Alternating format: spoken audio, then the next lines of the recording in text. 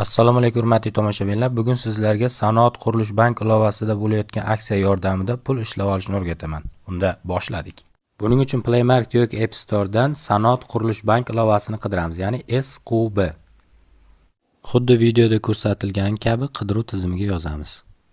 Aytmoqchi, kanalimizga obuna bo'lishni va videoga like bosishni unutmang.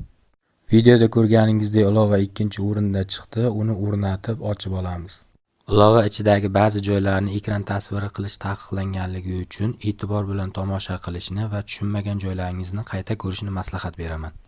Ilovaga birinchi kirganingizda til tanlash bo'limi chiqadi. Bu yerdan o'zingizga qulay bo'lgan xohlagan bitta tilni tanlaysiz va telefon raqamingizni kirgizib SMS kod orqali tasdiqlaysiz.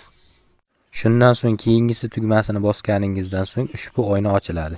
Bunda o'zi yozilgani kabi birinchisiga ismingizni, ikkinchisiga familiyangizni yozasiz. E'tiborli bo'ling, aksiyada qatnashishni boshlash uchun taklif qiluvchi kodi degan joyga videoda ko'rsatilgan kodni yozasiz. Va videoda ko'rsatilgan joyga tasdiqlash belgisi, ya'ni galchka qo'yib, keyingisi tugmasini bosishingiz mumkin. Va sizda ushbu oyna ochiladi. Bu yerda harf va raqamlardan iborat 8 tarik parol tuzishingiz kerak. Va ixtiyoriy maxfiy so'z kiritasiz va keyingisi tugmasini bosishingiz mumkin. Va keyingi oyna ochiladi. Bu yerda nomeringizni SMS orqali yana bir bor tasdiqlaysiz va parol kiriting degan joyiga boya o'ylab topgan 8 talik parolingizni kiritasiz va kirish tugmasini bosasiz. Va ilovaga har safar kirishda so'raydigan 4 talik pin kod o'ylab topasiz va kiritasiz.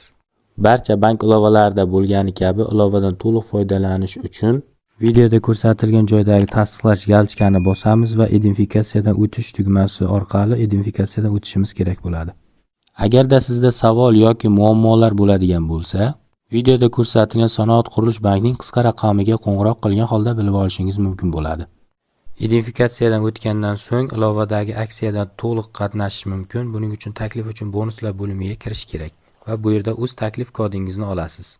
Va ushbu taklif kodi orqali Sanoat qurilish bank ilovasidan ro'yxatdan o'tgan har bitta do'stingiz uchun 10 ming so'm pul mablag'iga ega bo'lasiz. Va mablag'ni olish tugmasi orqali pullaringizni xohlagan vaqtda yechib olishingiz va xohlagan vaqtda ishlatishingiz mumkin bo'ladi. Mablag'ni olish tugmasini bosishimizdan oldin ilovadagi yana bo'limiga o'tamiz va bu yerda mening kartalarim bo'limiga kirgan holda va bu yerda tepadagi plus tugmasini bosish orqali Sanoat qurilish bankining virtual kartasini bepulga ochamiz va ushbu kartaga ishlab topgan pullarimizni o'tkazib olishimiz mumkin bo'ladi.